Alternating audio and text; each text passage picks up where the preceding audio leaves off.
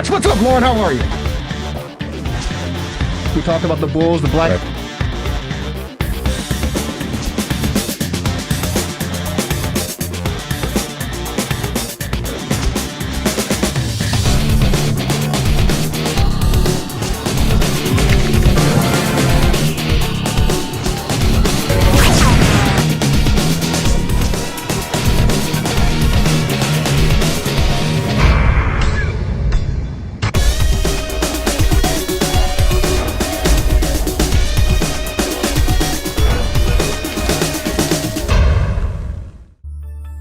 Relax, reset, rejuvenate. Go to our link right now to restart your life. TheRewindSports60.com. What are you waiting for? Hope to see you soon. The Rewind Sports 60.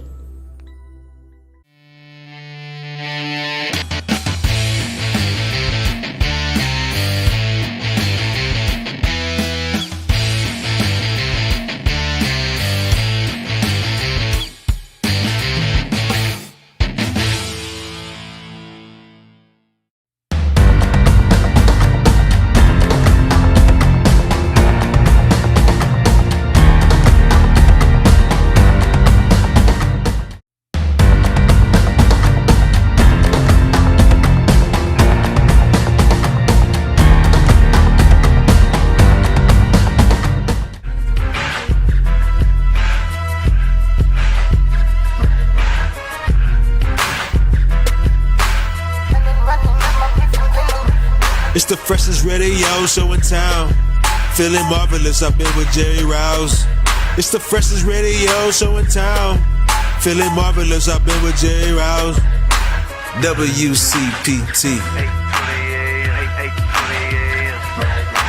WCPT. This the coldest boys show. You were getting the hour from 6 p.m. to 7. Chillin' with Lauren Cox and the man Marvelous. Shout out to Mr. Rouse and the Italian style. You what sports is the only politic. WCPT. WCPT. It's the freshest radio show in town. Feeling marvelous, I've been with Jerry Rouse. It's the freshest radio show in town. Feeling marvelous, I've been with Jerry Rouse. Baez likes it. Brushes that to center. Way back, Fowler. See ya! Into the batter's eye in center field, and Baez on a pitch upstairs smokes it, his third of the year.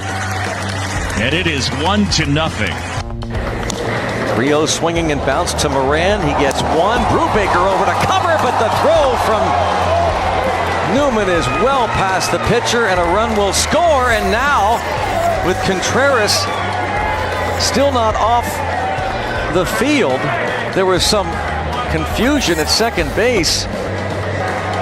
See, Contreras is just, here it is. Okay, he's outside. Can he reach? Oh man, there's no way that's legal these days.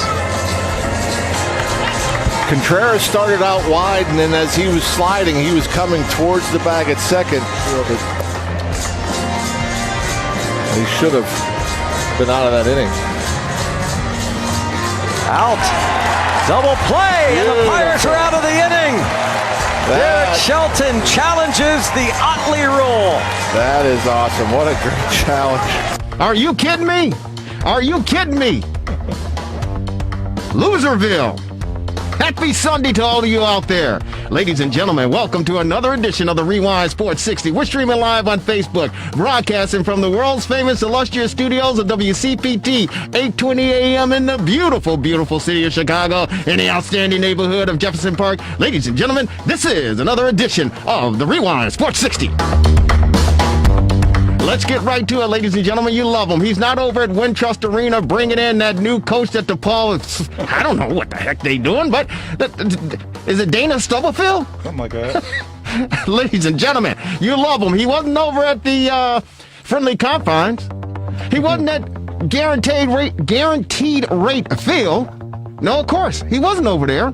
He wasn't even at Soldier Field taking in a soccer game for the Chicago Fire. No, he certainly would not, ladies and gentlemen. He's in the studios of WCPT. We love him. He's known as the Marvelous One. He's Dan Marver. What's up, Marver? How are you? How you doing, Jerry? You know, it's Tony. The other guy's an NFL player. Anyway, Tony Stubblefield. But it's great to be here. And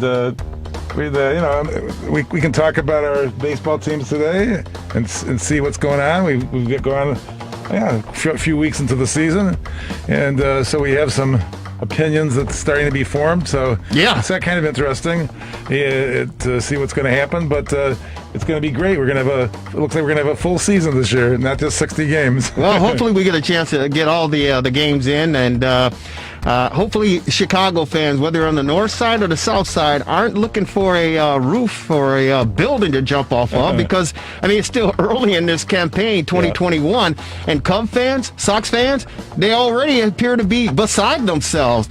The Cub fans, they have a legitimate reason to be beside themselves. We'll get an opportunity to talk about Cub baseball in the first half hour, the fastest hour in sports conversation. Yours truly, Jerry Riles, along with the Marvelous One, Dan Marver. We're going commercial free, ladies and gentlemen. Our number here is WCPT 820 AM, the Rewind Sports 60, 773-763-9278, 773-763 WCPT. Your Cub conversation. We'll also get an opportunity to talk some White Sox baseball at the bottom of the hour. My good buddy, my good friend, I love this guy, Paul Shivari, Baseball Weekly Journal podcast host, will be joining us, making his debut on the Rewind Sports 60. But Cub fans, Sox fans, ladies and gentlemen, today is Loserville for Chicago baseball fans. Today is Loserville. There's no reason, in my opinion, and Marvelous? Yeah, you're right. We can certainly dive into it, but there's no reason, in my opinion, that especially the Cubs should be looking the way that they're looking. I know it's early in the season. I know the pandemic. I know their first base coach, Driver, had to stay home because he contact tracing for COVID. I get it. But you're okay, hang on. You're playing the Pittsburgh Pirates. That's the thing. The Pirates, are you kidding me? Pirates are the worst Are team you in the kidding me? Yeah, the Pirates had won one game, I think, going into that series. Yeah. I mean, it's unbelievable. I mean, there's no reason. And you talk about the Cubs. You talk about the team. I mean, okay. I was going to say congratulations to Javi Baez for hitting out the dinger earlier today. But you know what? He's the third homer of the season for Javi Baez, and he leads the ball club in dingers. All right? Yeah. Strikeouts, it's another question. Strikeouts, it's another question regarding Javi Baez. Now, I don't know if it's the big money that Tatis Jr. received. I don't know if it's the big money that Lindor has received. I don't know what it is, but it appears to me that Javi Baez, your outstanding superstar shortstop for your Chicago Cubs, is pressing. He's pressing. And it's showing. He had 3 strikeouts today, didn't he? He had 3 strikeouts today, along with the dinger. Javi Baez is pressing. And the only thing I have to say to Javi Baez, hey, dude, brother, the only thing you have to do, man, is just play your game. Just play your game. Yeah, absolutely. And thank you, those that are just joining us after you watch Matsuyama win the Masters. The Masters? Well, yeah. Congratulations to him, but we need to change the Masters. Yeah. We need to change the name. The name? Yeah, you got to change the name. I mean, with the climate that we're living in now. Well, I mean, I'm surprised they didn't move the tournament after they moved the All-Star game. Yeah, you know what? And there was speculation that's been leading into the Masters that started on Thursday that, you know, that they should pull the Masters. Wait a minute, they're not going to pull the Masters. I mean, and especially days before it's supposed to start, they're not going to pull the Masters. But the Masters, the chairman came out and said on Wednesday that they're going to take some action. They're going to, make some changes. Change the name? Yeah. Well, I mean, you know what? Honestly, they seriously, if they are politically correct and they're sensitive to the, the feelings of other ethnic groups in this country, Right. I think you would seriously, highly consider making a name change. Right. But the thing, you got to be careful when you make these decisions. I mean, they've really hurt the businesses in Atlanta by moving the All-Star game to Denver, for example. I mean, think of all the income that's being pulled from potential businesses, minority businesses as well, due to the decision. So that's another thing we can maybe get into. Wait a minute. Hang on here. Well, Wait a minute. all kinds of money in Atlanta. Yeah, I understand that, but the voting laws that you change. I know, but I mean, still, you can't have a bunch of white guys lock a room and say we're gonna make this into a law that's gonna hurt and oppress the black and brown community, minorities in the state. You can't have that. I know, but yet you're hurting them in another way. That's my point. No, but the point there's got to be some middle ground. Well, the middle ground is to be equal. That's the middle ground. Right. But when you don't want equality and you force, you take a bunch of white guys and we're going to lock the door and we're going to sign this thing. We're not going to have any input from anyone else. Okay. And oh, by the way, you're standing in line and you can't have anything to drink or any water to drink. Well, you can't because what's happening. Listen, go ahead. I want to hear what you have to say on this one. I think you asked for it. Old Man River, you must do something. Oh, geez. Okay, Yeah, right. they certainly have to do something marvelous. Tired of making it. No, well, here's the point. You cannot, because they don't want the minority voice to be heard. They don't want equality down there. And that's the whole problem. So when you talk about the economics as far as affecting the state, this is how you get the attention of the decision makers and the lawmakers, by hitting them in the pocketbook. You're right. And as you were saying, Baez hit that 410-foot home run. I think that's what you were asking me. I don't know what happened. The Baez 410-foot home run. We talked about the Masters, right. and again, I certainly think that they need to really seriously consider changing the names. And I understand when you talk about the Masters, I've never had the opportunity, the privilege to go and cover the Masters or even take it in as a spectator. But my understanding is the course, the facilities, it's like immaculate. Mm-hmm. I mean, the course, the one reason it's called the Masters is the simple fact that playing this course, and I don't know if you're a golfer or anything like that, Marvelous, and I've played some pretty decent courses in my day, but I understand the course, the Masters. Yeah. Obviously, it's the most difficult court, one of the most difficult courts that these golfers play. Right. Mm-hmm. And the fact it's really hilly. There's up and down. There's, the slopes, everything factored into this course makes it so competitive. Right. But here's what you want to know: how many black members are there now? Yeah, 9. Okay. Of Augusta. Yeah. I'm just letting you know. Well, how many women? How many women? Do you have a number for women? I'll get you that. But Warren Buffett and Bill Gates are members. Well, I mean that's part of the problem. But the fact that you have this major event and you're calling it the Masters, and you excluded blacks and minorities and women from this elitist club for years. Okay. It's a slap in the face and an insult, in my opinion, to sports fans, to sports journalists, to the average American. It is an insult because when you hear the name Masters, and our good friend Gary Myers, a longtime radio iconic figure here in the great city of Chicago, many years, who've been on the airwaves in Chicago, we had him on a few weeks back, and that was one thing that he said as well, that the name, the Masters, should be changed. There's no question about it. Well, you got Condoleezza Rice joined, and so they have at least 6. Well, no, I don't. She was only there, I think, temporarily. Is she still? Well, she might be a member, but she was on the board. March 30th is what I got. It says they got the secretary, and business executive Darla Moore. Yeah, this is 2 weeks ago. Right, and we remember that controversy that took place a few years back, and it was forced that they had to address equality and equal opportunity as far as the elitist status that the Masters held for so many years. And of course, Condoleezza Rice was added to it and became a member and helped implement and institute some changes down there. But there's definitely a long way to go and a long road. And, for me, honestly, I did not watch. I probably watched maybe 20 minutes of the Masters this weekend. Well, the funny thing is, it just ended in November. Yeah. Because they postponed it last year. Exactly. But I only probably watched maybe 20 minutes of the Masters, and that was part of my boycott of it, for the simple fact, one, that it's still called the Masters, and secondly, the great Tiger Woods wasn't there.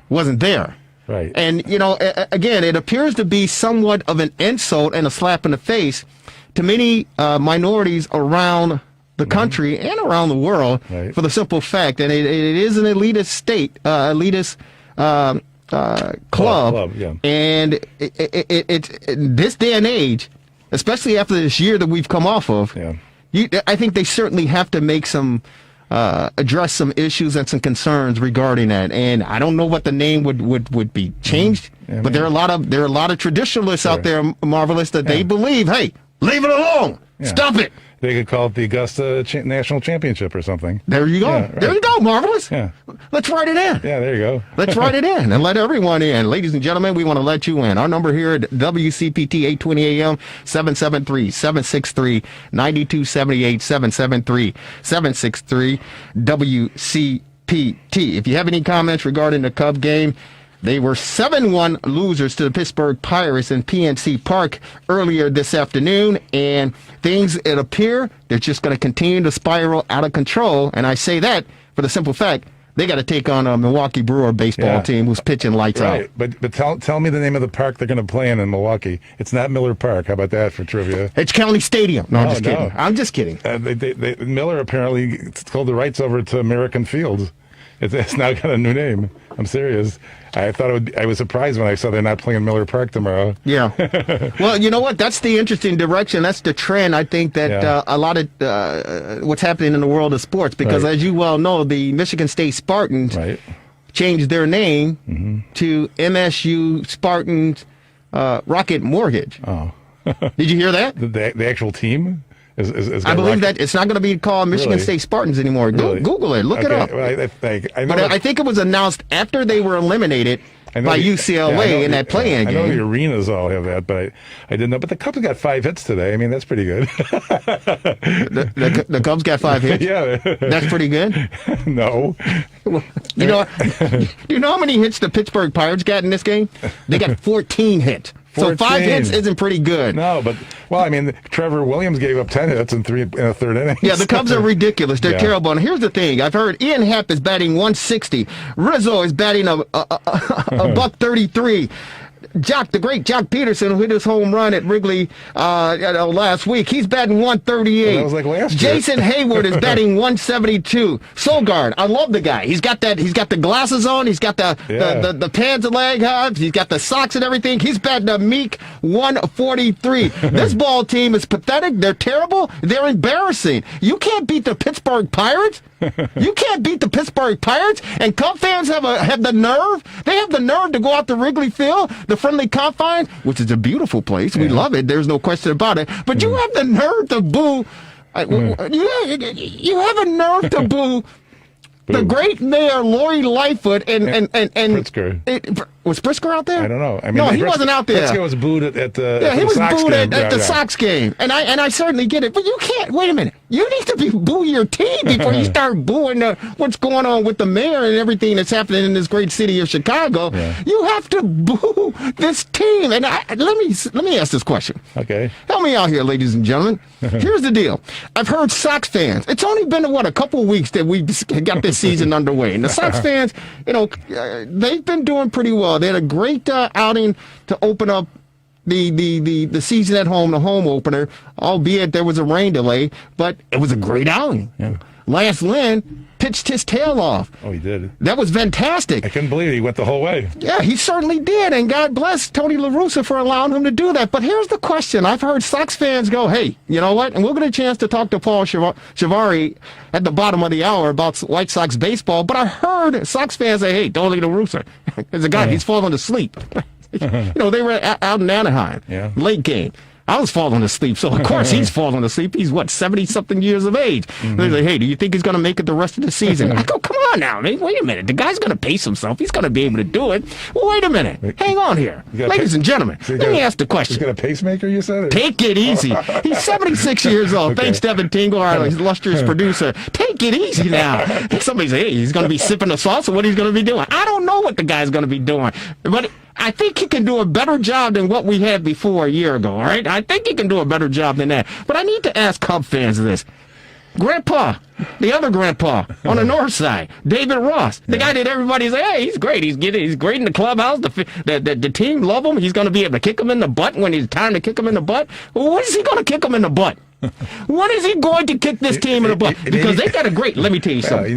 Maybe he needs to activate himself. Listen, he needs to do something because Ian Happ. I think Ian Happ is a hell of a baseball player. Jose Contreras. And we have to say courtesy, thank you for those highlights, Devin. Marquee Sports. That double play ball, we'll get a chance to talk about that. But Jose Contreras, he's a pretty decent baseball player. Yeah. Anthony... I say Jose Contreras. Wilson Contreras. Thank you so very much. Wilson Contreras. You got Anthony Rizzo. It didn't sound like Shambi. Was that the Pirates team that we got? I mean, you got Chris Bryant. You got Jock Peterson. You got Javi Baez. You got Jason Hayward. Yeah. Sogard. I like Sogard. I like Matt Duffy. I do. You got David Bodie. I understand, but let me tell you something. You got Marisnik. He's batting 300. I love Marisnik. Okay. He's out in center field. Say, what's going on? The guy's like 6'4", 220 pounds. He's 3 for 10. Trevor, wait a minute. Hang on here. Grandpa David Ross, Cub fans, are you guys giving him a pass or something because he's Grandpa? Hang on here. Hang on here. Ladies and gentlemen, this Cub team suck. They suck. They're terrible. And I haven't heard any stinking thing about the Cub fans and David Ross and say, hey, you know what, let's shake this thing up. Yeah, everybody wants to point the finger at the players, and I get it. You certainly should point the finger at but let me tell you something. Did you guys see the Blackhawk game last night? Yeah, I mean, some of it. Huh? They were behind 2-0 right away. Yeah. And you saw what head coach did in Colleton? You saw what he did? Mm-hmm. He pulled the team over and go, hey, wait a minute. What the hell are you guys doing? Yeah. He got in their asses, and what did the Blackhawks do? They went out there and they started playing. Mm-hmm. The same thing needs to happen on the north side with David Ross and this Cubs baseball team. You guys aren't going to the World Series. Yeah, I don't even think you're going to make the playoffs, to be honest with you. But the point of the matter is, play hard, effective baseball. Javi Baez, stop it. Stop swinging it. Yeah, you got a home run. I get it. You got a home run. 242. Yeah, Javi. Stay in your own lane. 15 strikeouts. That thing between your ears, you call your head, that carries your brain. Javi, take it easy. Stop swinging at everything. Stop it. That's like when he first started, he was like that. Yeah, exactly. And the reason being, I talked to my good friend Jesse Rogers earlier this week, and I asked him. I said, "Hey, Jesse." He goes, "Yeah, Riles." I go, "Jesse, is Javi pressing?" He shook his head and said, "Yes." He said, "Yes." Because of the money. Because of the money. He's pressing. And he's going to get the money even if no matter what he does. But he thinks he's the best shortstop in the game. Yeah. He thinks he's the best shortstop in the game. Yeah. And it's affecting his play at the plate. Right. I mean, Contreras has 11 strikeouts, by the way, to Javi's 15. So now, as far as that double play was concerned, what was your thought on that? Because I mean, hey, Devin, I think that back in the day when I played. Yeah, you were supposed to make difficult for the guy to do the relay. You're supposed to upend him. You're supposed to get knock him over. But now it's you're out if you touch him. Well, the rule changed, I believe, in 2015 because too many players were getting hurt on a collision. So they ended up changing the rule, and you have to make an attempt. Yeah. Go for the bag. Right, there'll be no Pete Rose and Fosse in the All-Star game. Not at all. And I understand that because, again, we talk about the increase in salaries and how much money is being spent on these players, and you don't want them injured on plays like this. It's going to keep them out for X amount of weeks, months, or maybe in their career. So I understand the direction and the trend as far as Major League Baseball is concerned, where they're going with this. Jose Contreras, it was a baseball move, to be honest with you. Yeah. I think the mistake that Jose Contreras made Why do I keep saying Jose Contreras? Wilson Contreras. Why do I keep saying Jose Contreras? I don't know. But Wilson Contreras, I think the problem that he had, the mistake that he made was the fact that he did not reach for the bag when he slid. Yeah. He went after the second baseman. He did not extend his left arm out to cradle the bag at all. And the umpires went and took a look at it, and they said, okay. He didn't make an attempt. He broke the rule. You're out. And you're out. That's it. And then, but before we go there, I was about to say Jose Contreras again. I don't know why I'm saying Jose Contreras, but Wilson Contreras, when the pitch that he took in the back, marvelous. Yes. I wanted, honestly, and it's the third time this guy's been hit. He's been hit 14 times last year. 17, he leads the majors with getting hit by a pitch. But the pitch that he took in the back, I don't know if you saw it. I don't know if you heard it. But to be honest with you, I know I heard, and I think it was a 94 mile pitch that got away. It hit him in the back. Honestly, I swear to you, I wanted to cry for the guy. It hurts. It hurt me, and I'm just sitting there watching. I think it's because you're a White Sox guy. Jose pitched for the White Sox. So. I know. I keep saying Jose Contreras, but I mean Wilson Contreras. But I swear to you, I wanted to cry for Wilson Contreras after he got hit. Because that thing hurt, man. That thing hurt. And he carried the bat nearly all the way down the first baseline to the bag. The catcher followed him to make sure he wouldn't charge him out. The bat boy had to come out to retrieve the bat. And Wilson Contreras was about to pound the turf with it.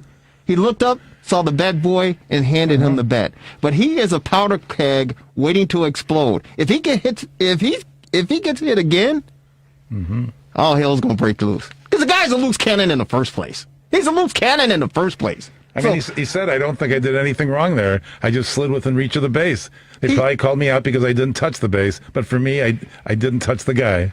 That's what he said. Yeah, I heard what he said, but I know what I saw. He went out of the base path to go after. That's what he did. I always like to, I like to, have everybody be able to defend themselves. That's all I'm saying. Well, come on now. A bank robber would defend himself. I didn't steal the money. It just happened to be in the bag that I picked up and walked away with. What are you talking about? Are you kidding me? No, and he's supposed to take that. He's supposed to take that position and say, hey, you know what? I didn't know. But the rules have changed. You cannot go after a second baseman or a shortstop. You simply can't do it. And one reason, and we'll get a chance to talk more about the White Sox, but almost the same thing, a double play ball late in the game. And that's another controversial situation that took place as far as the Southsiders are concerned. But Jose Abreu was on second base, and Moncada hit a ground ball, routine double play.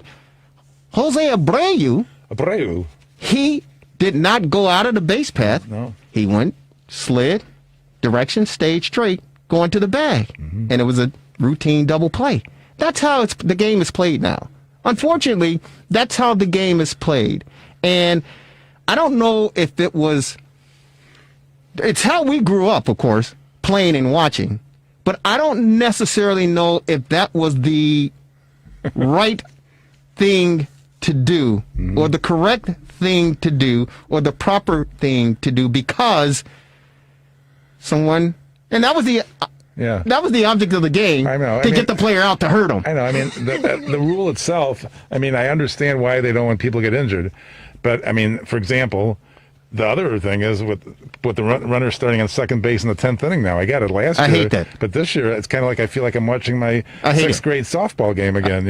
I hate it. And here's the deal: the White Sox game was rained out. It was postponed, rained out yesterday, and so they're going to play a doubleheader on May 14th. Okay. And of course, the new rules: 7 innings each. Right.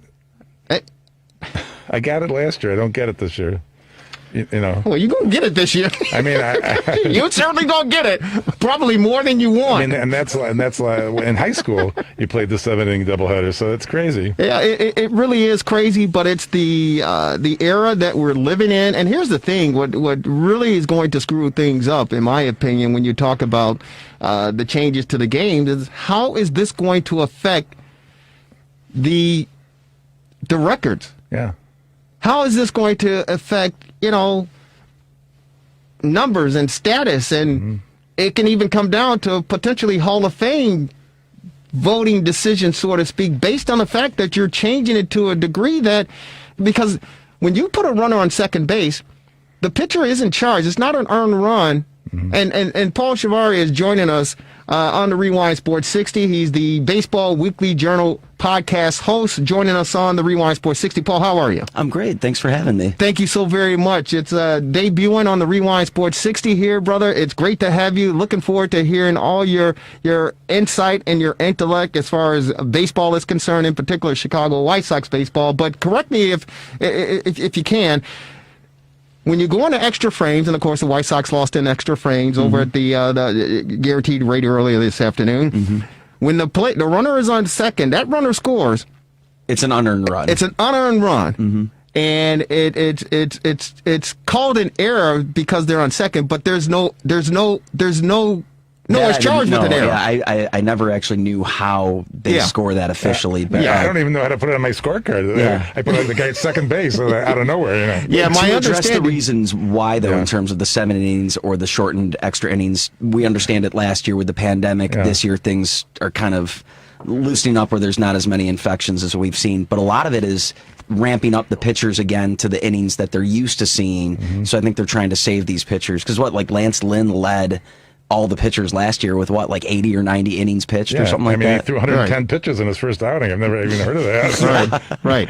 Yeah. No, I think you're certainly onto that, but I also think it's a way to speed up the game because the fans' interests are waning, right? And they're finding ways supposedly to try to speed up the game. I don't know if the fans' interests are waning. I think Major League Baseball is trying to appeal to a demographic that is turned off by the game, and if you move it quicker. But that's one reason why. Because there's comparisons where why is the NFL so popular when Major League Baseball isn't, when they're about the same amount of time in total, and there's actually more action on average in a baseball game versus a football game. It certainly is, but the point of the matter is the fact that baseball is a non-contact sport. Football is a contact sport. Football is a violent sport, and we live in a society where we gravitate toward violence. So that's why, and of course, the betting, obviously, right? I can understand in the ADHD world why football's more popular than baseball. And even in football, there was more chance for infection with saliva and fluids being. Yeah, but just in general, when you put the pandemic aside, baseball has found that fans are losing more interest in sitting in front of their television set and watching a game for 3.5 hours when they can be out, especially during the summer, right? Football is in the fall. It's cold outside. It gets darker. So, and of course, again, it's violent and there's betting. So there's more attraction, more interest.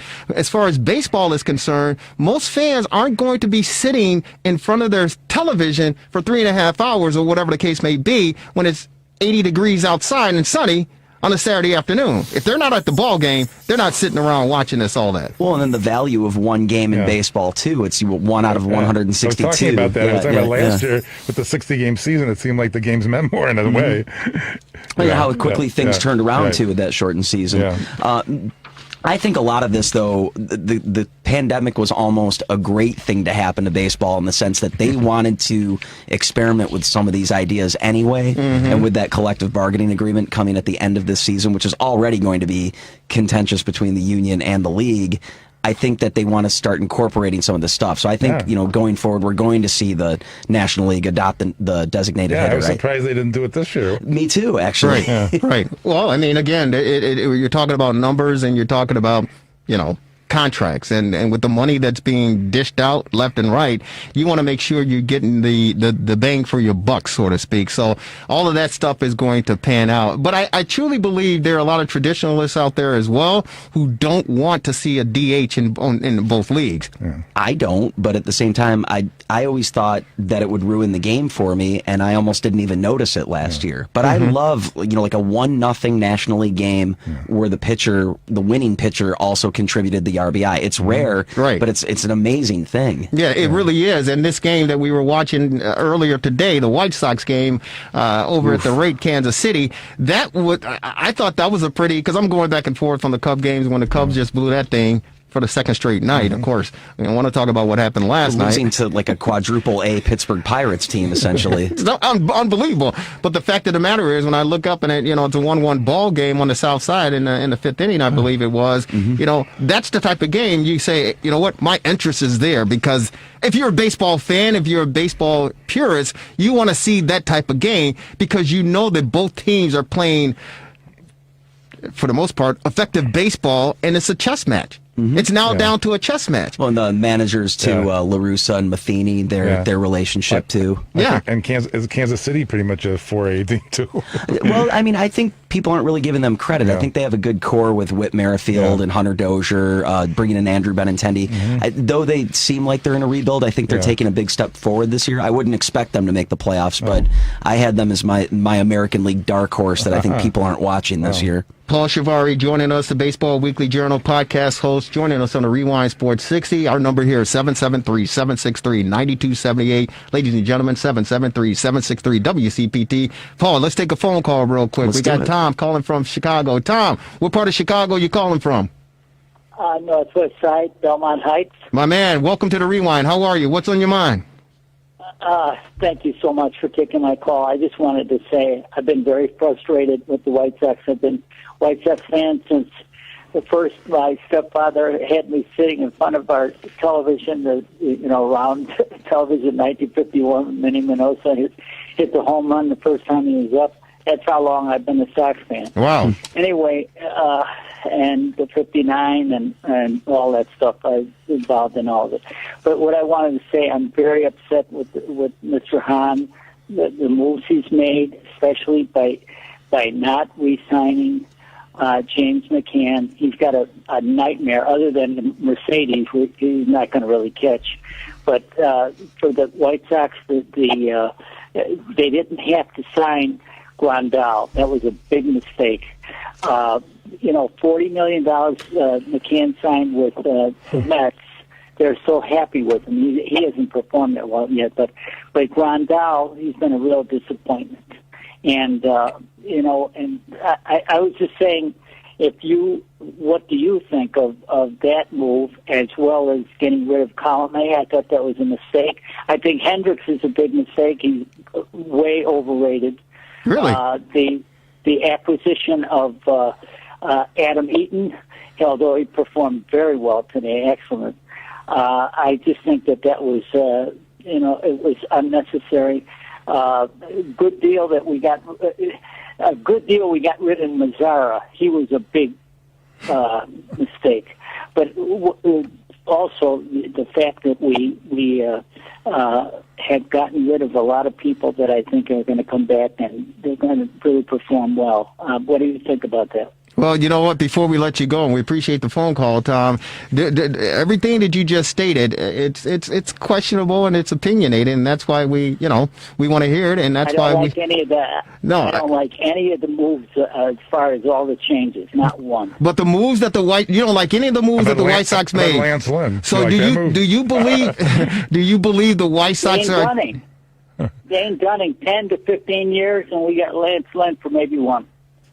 Okay. But it could be a World Series team control for I think 2 seasons at least, and I don't think you were going to get that sort of output from Dunning as a number 3 or number 4 that Lynn's giving you right now. And then Lynn almost moved up to like a number 2 this week with the way Keuchel's struggling and the way he's performing. Right, Lynn has been one of the most effective pitchers of the last 2 seasons, so I love that move.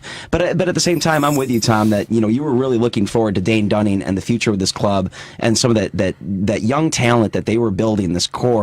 And you thought that Dunning might be a part of it, and now that he's not, that's disappointing. But did you really think he would be a part of it? Someone was expendable. I was surprised that it was Dunning out of all of them, but at the same time, I loved that move, the Lynn move. But let's break down some of the other stuff that Tom was talking about, though. The Tom, McCann, thank you, man. We appreciate your call. Keep listening. McCann versus Grandal. Thank you very much. Thank you, Tom. At the time, McCann's coming off his really what looked like a flukish All-Star year in 2018. It was hard to say if he was going to be the same catcher in 2019.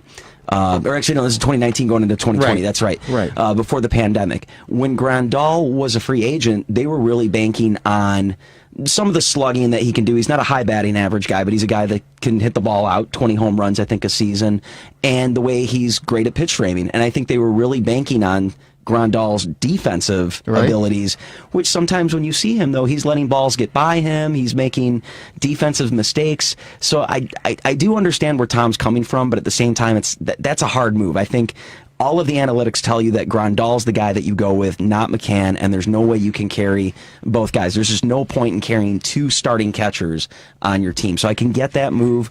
That's a debatable one. We can debate that until the cows come home. Right. I just thought that James McCann, when the White Sox, made the move and let him go, I question that because the fact that he had a relationship in the clubhouse and the fact that defensively he was owning his, and he could command control of a game, and pitchers liked him. Mm-hmm. Certain pitchers liked them. I think Giolito and McCann had a really great relationship, right? And offensively, he was productive. I thought I was surprised by the move, but I wasn't shocked by the move. Mm-hmm. And so I certainly understand what Tom is saying, that he didn't necessarily like the move. Now, Grandal, I think he has some injuries doing spring training, maybe some knee injuries or whatever that could still be lingering as far as what we know. But again, I still say it's early. It's still early, and I think that Tony La Russa, here's the thing, what people don't see, between the lines from the first inning through the ninth inning or whatever the case may be, is there's a lot of work taking place in that clubhouse. Now, Tony La Russa has, quote, end quote, the respect of the players because of his Hall of Fame career. But it's a matter of getting in there, day-to-day operations, learning how your players are, your players learning how the manager operates, and getting on the same page, meshing, and letting that foundation build to get to that winning attitude the Sox fans are craving and waiting for. Well, and I think that's what's been happening this week, like on Wednesday with that disastrous, 6-run fifth inning or 6-run sixth inning where, Keuchel couldn't even make it out of the inning. I think, now La Russa owned up to it, and I do like that he stepped up and said that he made a mistake. That was professional, mm-hmm. And that was a pro. Do you really think Tony La Russa was sleeping during that inning? No. I don't think so either. And no. I think it was a stress test on Keuchel to see, sure. Let's just throw him out there. I mean, 90 pitches is not too much to ask for at the start of the season. Something might be up with Keuchel. I know he's had back issues in the past. He hasn't looked great in his 2 starts so far this season. I think that was La Russa seeing what he's got right now with him. And I think to throw Matt Foster out there in the situation that he did wasn't fair to Foster. But at the same time, and he admitted that. Look at the lineup that day, though. That's the most typical travel day lineup that you're ever going to see. Right. Trying to bail out of Seattle, getting ready for the home opener. Right. You already took the first 2 in the series. So, yeah, it's disappointing because you've dropped winnable games so far this season, but we're only, 4 or 5% of the way into the season, and we're still establishing bullpen roles. As for the bullpen, though, aside from Crochet and Kopech, he was terrible today. Well, Crochet or Kopech? Crochet. Okay, Kopech was lights out. Well, I mean, he also, I think, first time he was ever pitched in an inning where the runner starts on second base, and anyway, he was terrible. Yeah. There's no excuse. He was terrible. Sure, but he's been one of the lone bright spots of this so far. I mean, 1 save and 5 save opportunities, 4 blown saves to start the season as a bullpen. Right. 4.99 ERA, but they are third in, as a bullpen, third in strikeouts per 9 innings with 11.74. That's really impressive. Right. 6th in strikeout to walk ratio with 3.08. Small sample size, but a little better than what we would think. Where it's really the problem for the White Sox right now, look at the runners in scoring position today. 1 for 15 today. 1 for 12 15. left on base. Yeah. In the last 4 games, 222 with runners in scoring position. Out of their, how many games have they played? 8 games. 6 of them, they've left 9 or more runners on base. Right. I think that's the problem right now is the offense. They put up a couple crooked numbers, but I don't think we're totally seeing that offense come to life. No, we yet. haven't. We certainly haven't. Paul Shavarvi from Baseball Weekly Journal, his podcast, he's the host, joining us on the Rewind Sports 60. Yours truly, Jerry Riles, along with the marvelous one, Dan Marver. I think they're 4-5 now, aren't they, the Sox? I believe so, yeah. Today was the 9th game, Yeah. So this is why Tony Tony La Russa is the Hall of Fame, future Hall of Fame, manager, in my opinion. And a lot of Sox fans, believe me, I think you got to talk them off the ledge because, again, in the clubhouse, before the game, after the game, these guys are learning and they're taking a culture from point A to point B. Because what did Dallas Keuchel say last year about the club? Was it Keuchel last year was he the one that called out the clubhouse and say, you guys aren't coming every day serious and right. focused to try to play this game because he's used to winning? I think that's what these other players, and hence, that's one reason why you signed Jose Abreu, because he's the leader of the clubhouse. Those younger kids, they respect him. Jerry Reinsdorf understand that.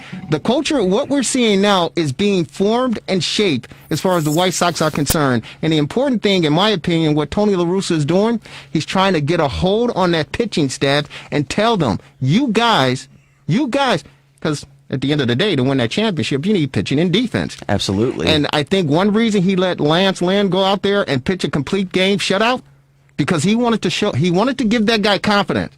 What, 111 pitches on opening day? Which is a lot to ask for a first start, but Lynn's been very effective. And in the he last said, few "Hey, years. listen, I want you to. I want to see what you got. If you have the stuff." And I was at the game. We were in the press box, and we were wondering, is he going to let this guy go out there for the ninth inning? And he certainly let him do that. And I think Lynn said he was, most of the guys in situations like that, I'm good to go. And he was rolling. He looked so good in that game. But Tony La Russa is trying to plant the seed of a winning culture in these players' mind to let them know, hey, listen, you have the stuff. They believe Dylan Cease, who pitched pretty decent today. Moments, yeah. He pitched pretty decent today. They believe, Tony La Russa believes this pitching staff is capable of winning. And he wants them to believe that and understand that, and he's going to put them in compromising situations to see how they handle themselves. And when you said Foster, when he made the mistake, and he said, hey, you know what, that was on me. Yeah. He took ownership because he was trying to... I think it was more intentional than he's letting on. Yeah. It certainly is. I think people look at that and say, oh, he's getting old, he's falling asleep. I think he knows what he's doing. Yeah. He's one of 23 people that's ever walked this earth to be dubbed a Hall of Fame manager. Marvelous. What do you think? What do I think? What do you think, Marvelous? About La Russa? I think it's going to turn out to be okay. At first there was can he relate to the players and this, that, and the other thing, but he can have his coaches do that if there's an issue, But I think that his gravitas is going to be very important. A lot of respect, and he's going to be able to guide this team in the better than Ricky, I think.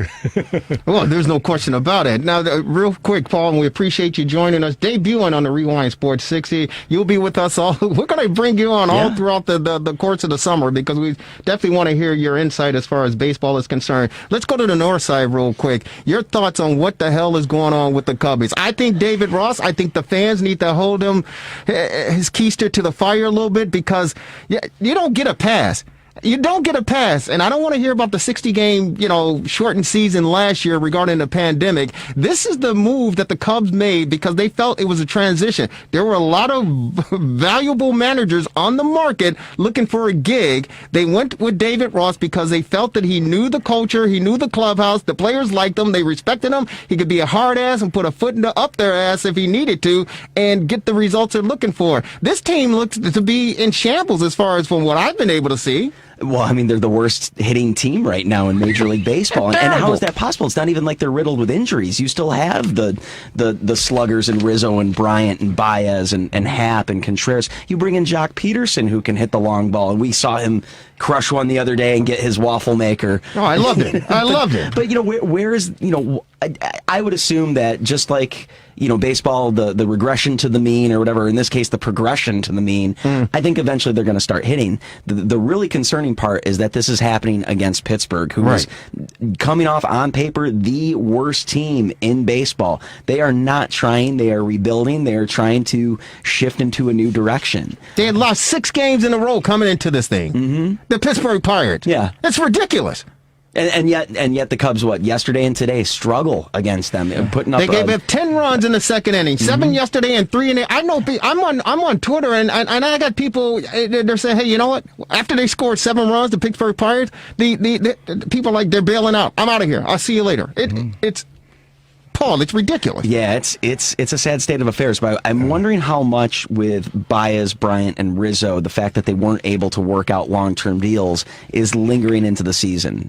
And I know they don't want to sign contract extensions during the season, but at the same time, the Cubs are going to face a dilemma at some point toward the trade deadline with all three of these guys becoming free agents at the end of the year. You can't let all three of them walk and then lose them in the season. So at some point, especially if they're struggling like this and they're not in contention, all three or maybe one of those three are going to go. Well, see, Jed, wouldn't you think, though, Paul, that they'd want to enhance their value by performing better, though?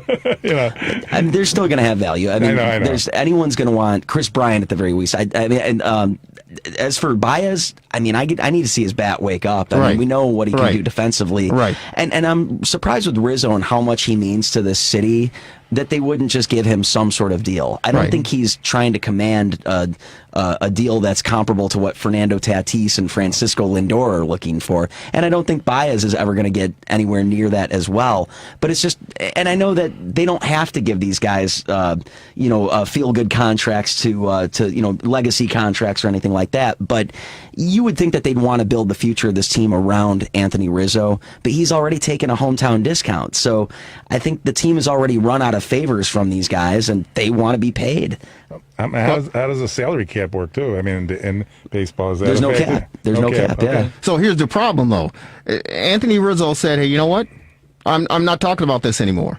Jed Hoyer came back, a few days later, a week later, and said, you know what? I don't worry about it because we're going to take care of Anthony Rizzo. Well, so he's got to own up to that. I mean, he followed him Boston to San Diego to Chicago. Yeah. So he's got to own up to that. That means Jed Hoyer. He's got to own up to that because he's on record to say, hey, I'm not worried about the signing Anthony Rizzo. We're going to take care of him. That's a done deal. Javi Baez, his problem is he's pressing. He's pressing, and he's hurting his market value more so than anything because, as you know, his numbers from 18, 19, 20, he's admitted it on record that he's an up and down player. He's not consistent 162 games. Now, no, most players aren't consistent 162 plays, but when you got a guy that the strikeouts are incredible for this guy because he lacks discipline at the plate. He just swings out of his shoes. Yeah, and so it's going to affect him on his defensive side as far as, in my opinion, he's hurting his market value more by thinking so much about everything else that's going on and not focusing on what he can control and handle. That's going to affect him. And as far as Chris Bryant is concerned, congratulations I'm willing to say him. that Bryant's going to be gone at the trade deadline. He's I think ready to Atlanta or the New York Mets are probably going to be the likely when you places watch that he goes. them, you can tell that he is not happy here, and he was on the record earlier to say, "I'm not having fun playing this game anymore." He's more, and congratulations to he and his beautiful bride, but their beautiful child. He's happier and more humble with the newborn and enjoying everything that's going on with that, more so than with baseball. Yeah, and I think it's affecting his consistent overall play on the field and at the plate. This has been the Cubs, though, since about 2019, though. It was, when was this window going to close? And you kind of saw they had some late magic in 2019, but eventually just lost the division to the Cardinals. 2020, it was such a shortened season that they were able to win that sprint. But, of course, they run into the Marlins, and they had really no business getting swept by the Marlins in that series, despite the fact the Marlins had really good pitching. But I think you're finally seeing it run out this year, and I think it's the off-the-field stuff that's affecting the on-the-field stuff. And I really think that the Cubs fans got cheated out of this from 2015 to now. I think they got cheated. They got the World Series. They got the World Series out of it, but this was a team that was supposed to be a dynasty. So here's that was a pipe dream, in my opinion. That was a pipe dream, and I said this even during the rebuild in 2015. We weren't here on WCPT, but I said this on the Rewind Sports 60. I said the Cubs and what they're doing here, building this dynasty team, they are going to be the 20,000, whatever. Well, Atlanta Braves. Some of the moves they made after that. And they didn't even measure up to the Atlanta Braves back in the 90s when they were just, winning divisions and winning one championship. The Cubs won their championship, but that's all she wrote. That's because they had Glavine, Smoltz, and Maddox the whole time. But it was a pipe dream, to be honest with you, from the way I looked at it, that this Cubs team was built to be dynasty World Series champions. There was a lot of win now reload type of moves, though. I mean, you lost Jorge Soler, who at one point was a 50 doing an excellent job. Yeah, you lost Eloy Jimenez and Dylan Cease. That was a stupid move. Jose Quintana. That was a very dumb move. Rick Hahn, congratulations for the move that you made. That was a brilliant move, and the Cubs fell for it. I mean, sure, it helped the Cubs that year because they lost to the Dodgers in the 2017 NLCS, and sure, Quintana could have helped them, but there's been a lot of win now reload type of moves with the Cubs where they weren't sustaining themselves. Right, and exactly. now that's where they're in. But they still have a talented roster, and I just don't understand why they're not getting production out of that team. And Bryant goes, they still have Bodie and Horner, to cover the infield spots, so they'd survive that. But I still love Marisnik out there. Jake Marisnik, number 6. The guy is 6'4", 220 pounds or 202 pounds. I love the guy. Yeah. I love the guy.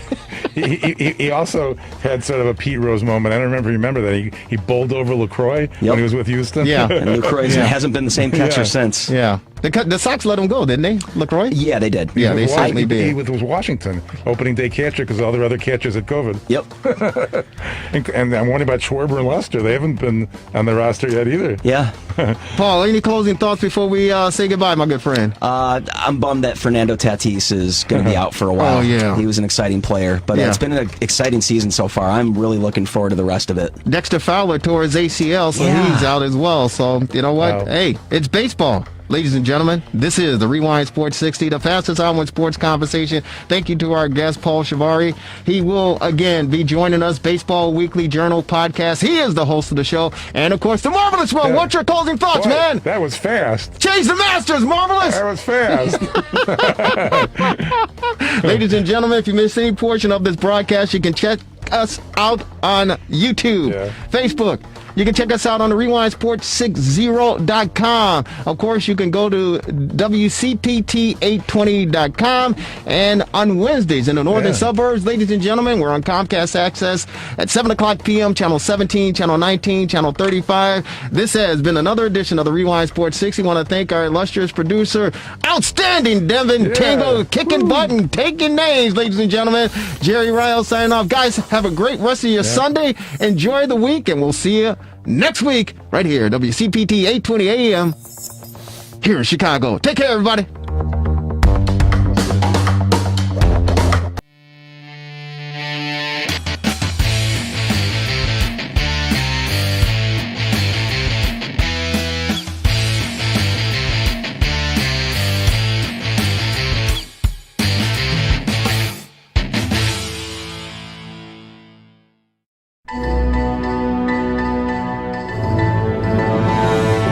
What's up, Lauren? How are you? We talked about the Bulls, the Black...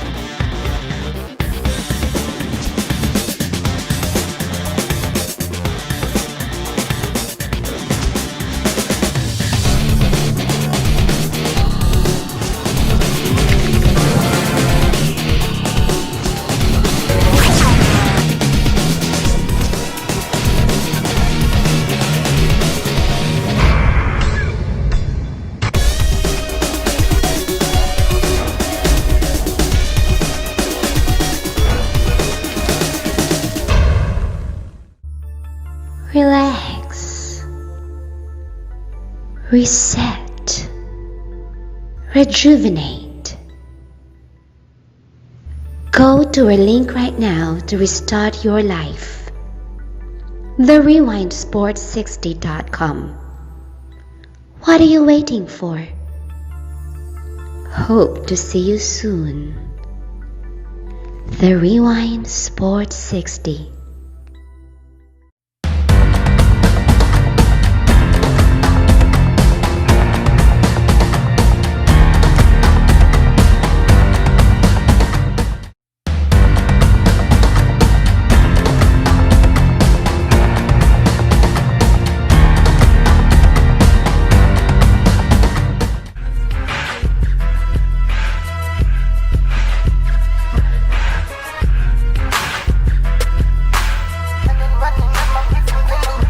It's the freshest radio show in town. Feeling marvelous, I've been with Jerry Rouse. It's the freshest radio show in town. Feeling marvelous, I've been with Jerry Rouse. WCPT. WCPT. This the coldest sports show. You were getting the hour from 6 p.m. to 7. Chillin' with Lauren Cox and the man Marvelous. Shout out to Mr. Rouse and the Italian style. You what sports is the only politic. WCPT. WCPT. It's the freshest radio show in town. Feeling marvelous, I've been with Jerry Rouse. It's the freshest radio show in town. Feeling marvelous, I've been with Jerry Rouse. Gonzaga has time to do something. Sox for the win. Oh, yes! Oh, yes!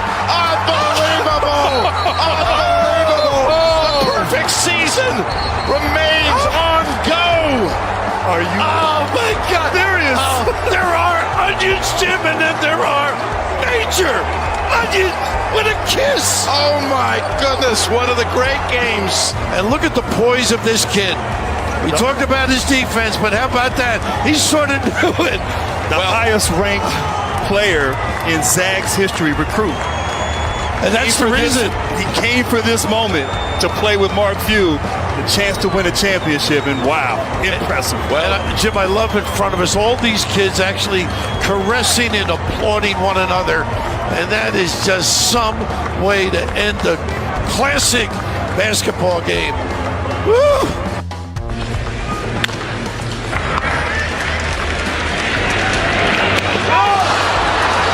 Did he hang on to the base? Yes, he did. Alan Porter. Anthony Rizzo doing the splits, made the grab. Gumby. Wow.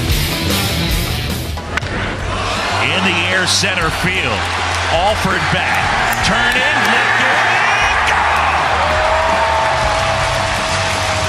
Dinger dollars for everybody, and Hap will touch them all. 3-0. Baez. Around shin high, ball game. Cubs win. Ladies and gentlemen, Cubs win. Welcome everyone to another edition of the Rewind Sports 60. We're streaming live on Facebook Live, broadcasting from the world's famous illustrious studios of WCPT 820 AM, ladies and gentlemen, in the beautiful, beautiful city of Chicago and the outstanding neighborhood of Jefferson Park. Ladies and gentlemen, this is another edition of the Rewind Sports 60. It's the fastest hour in sports conversation. Yours truly, Jerry Riles. Our number is 773-763-9278. 773-763-WCPT. It's fast hours of sports conversation. Want you to be a part of it. Those highlights courtesy of Marquee Sports. Cubs baseball. Cubs win. Cubs win. 4-3 victory over the Pittsburgh Pirates over at the friendly confines to take the 2 out of 3 of the series, the opening series of your 2021 baseball season. Chicago Cubs with a victory. David Ross gets the team going. We'll get a chance to talk about Cub baseball, White Sox baseball, and of course the incredible Final Four contest between the UCLA Bruins and the Gonzaga. What are the Gonzaga? Well, the Zags. Huh? Bulldogs. The Dogs. What an incredible game, ladies and gentlemen. You love him. He wasn't at Wrigley today to take in the Pittsburgh Pirates Chicago Cubs game. The Cubs with the victory.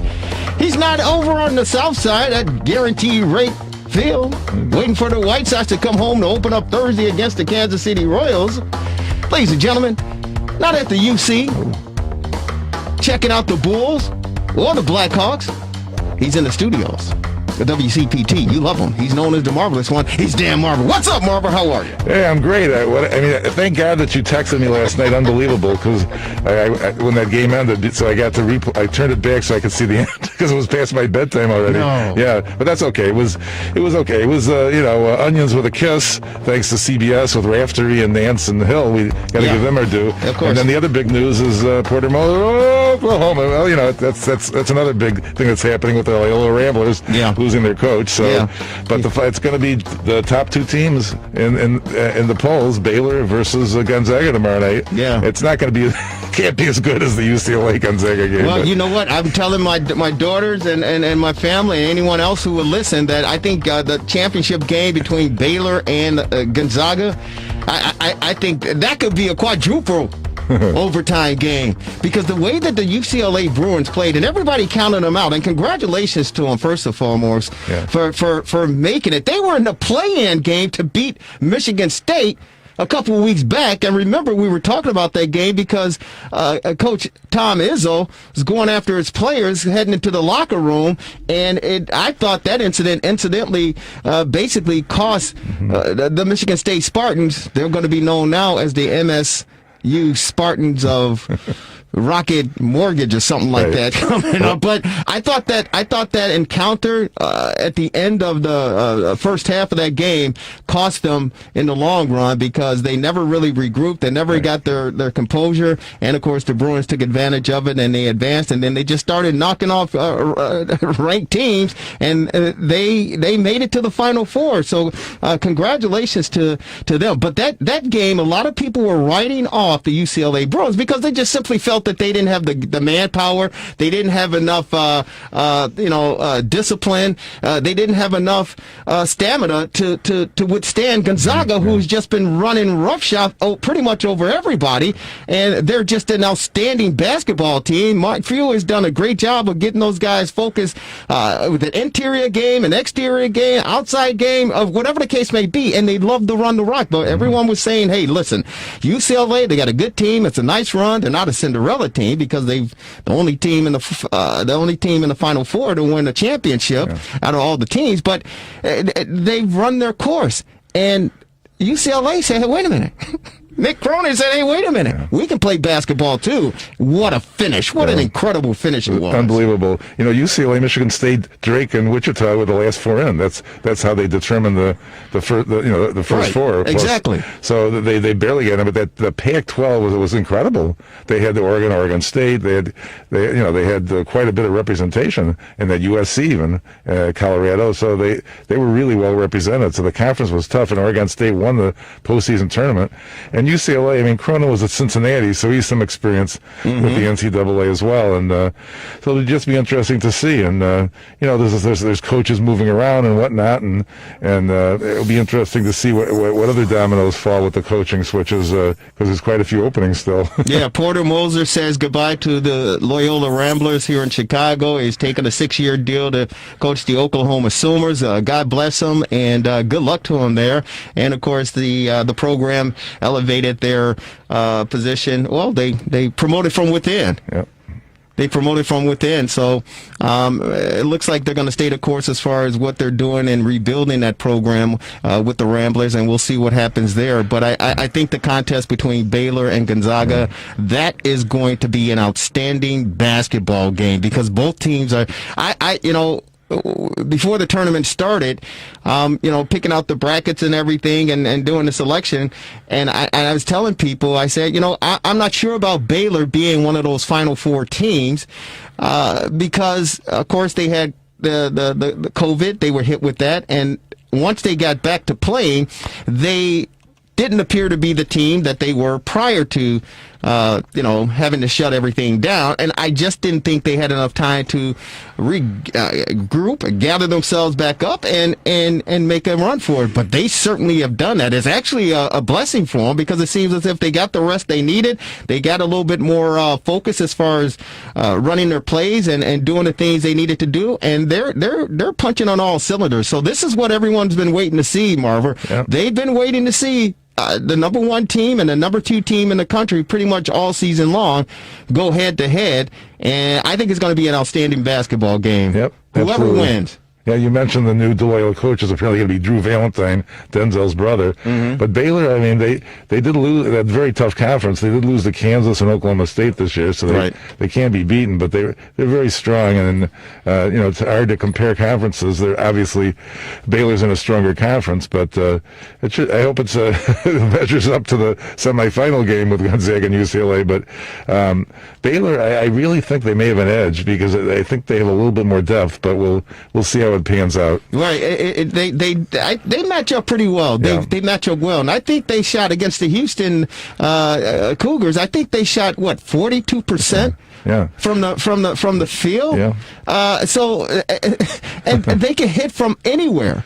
They can hit from anywhere. Yeah. That, of course, Baylor. Right. So they can match Gonzaga basket for basket if they have to. I think they can match them with speed. I think if they are able to get past Gonzaga, the undefeated Gonzaga, I think that it's going to be their physicality. Right. I think they're a little bit more physical than Gonzaga. They disposed of Houston quite easily, 78-59, and they're shooting. I mean, their 3-point percentage was almost 50%, 45.8, and their overall percentage was 52.7. So amazing. Only 9 turnovers and 33 rebounds. So I mean, they're a powerful team, and I think that they're actually going to win the game.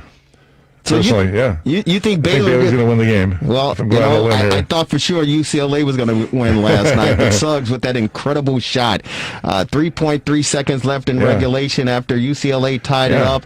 Off a missed shot, they tied it up 90 apiece. And then I was actually going to get a beverage for the second overtime. That's why I appreciate your unbelievable text. It was because again, I'm watching it, with the family and the girls. They're home for Easter, and happy Easter to all of you out there. Happy Easter.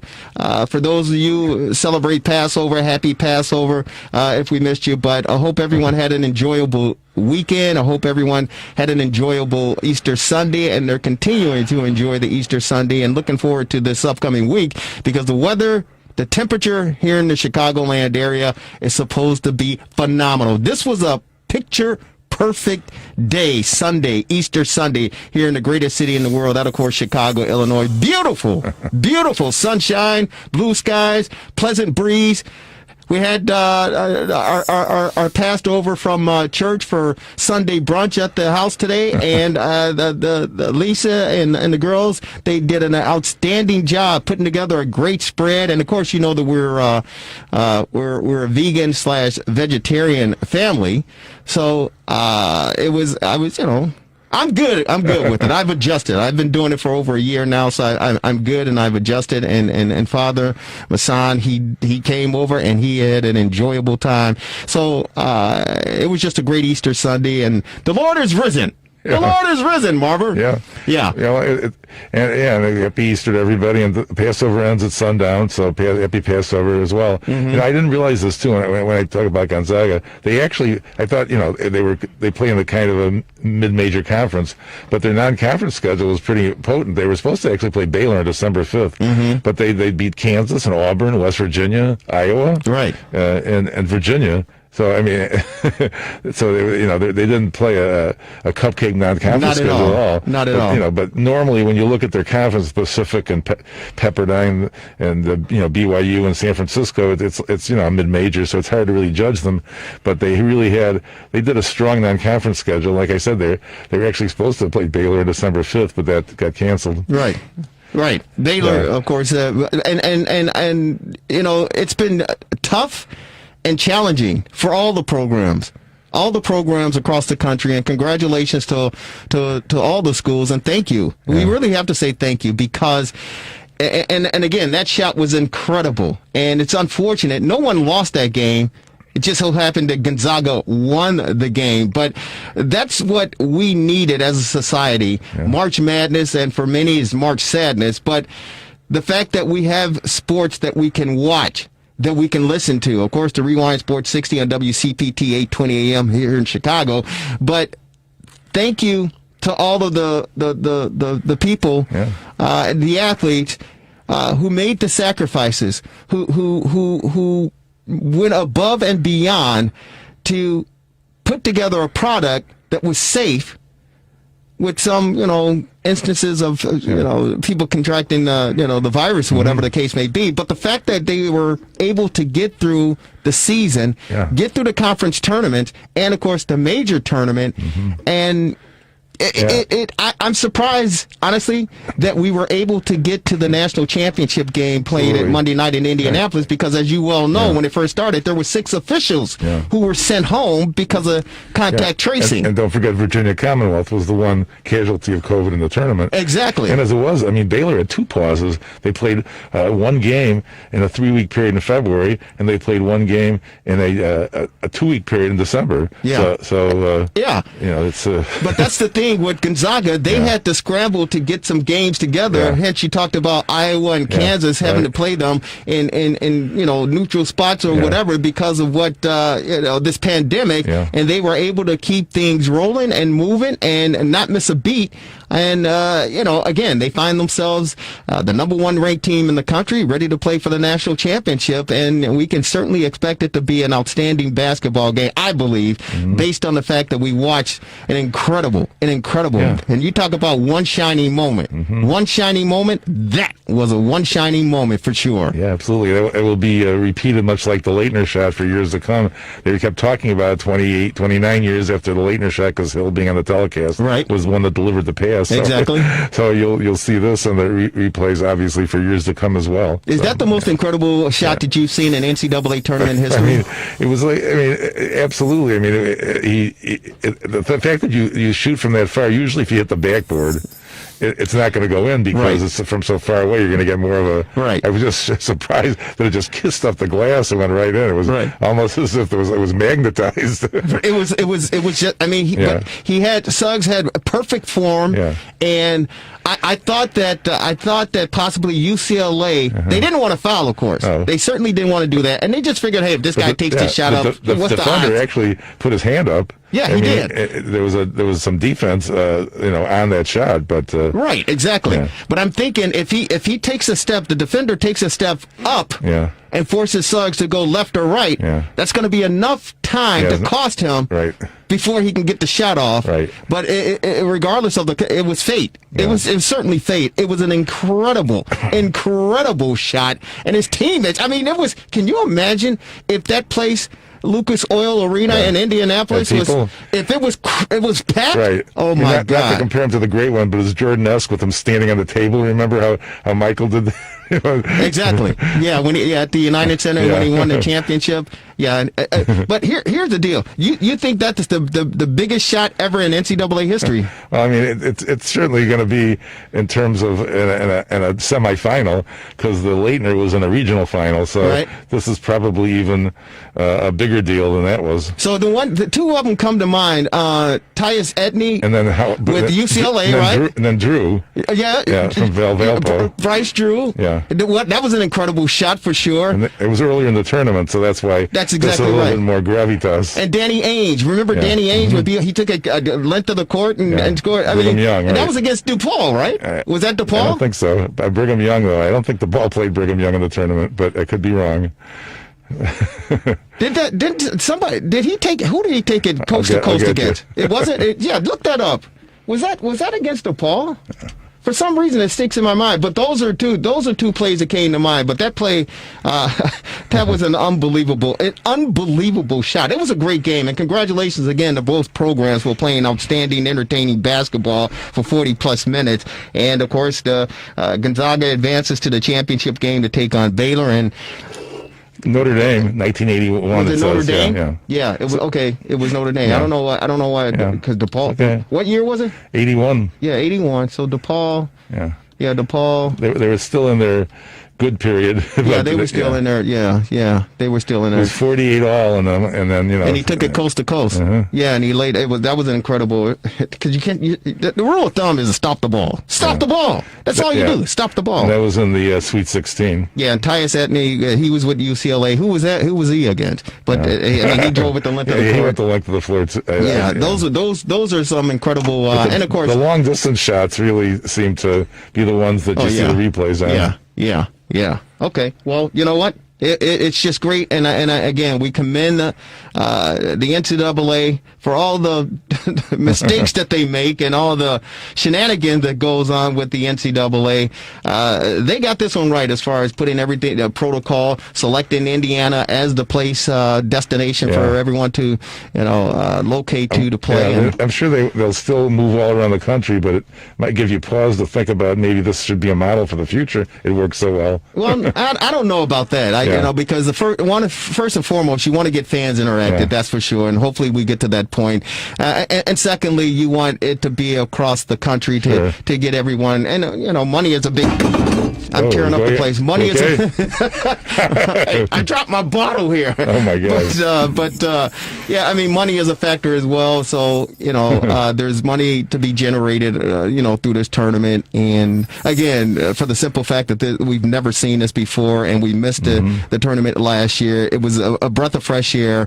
I'm sure for the players, but definitely for society and basketball fans and sports fans to get a chance to enjoy March Madness. And unfortunately, our teams have to bail out. The Ohio State Buckeyes lose to Oral Roberts, and congratulations to them for moving forward. The Illini Nation were upset that Loyola knocked them off, but that's why they call it March Madness, and now the new tag, March Sadness. Mm-hmm. Yeah, the UCLA was 95, by the way, Edney over Missouri. Yeah. So those two drives are ones that I remember vividly in my mind for the simple fact that I couldn't remember that it was Notre Dame, and I thought it was DePaul. But the fact that these two players drove down the middle of the court to lay it up to win the basketball game. But at any rate, ladies and gentlemen, it is the fastest hour in sports conversation. Want you to be a part of it. Anything in the world of sports you girls and guys want to talk about, we're right here for you. Our number is 773-763-9278, 773-763-WCPT.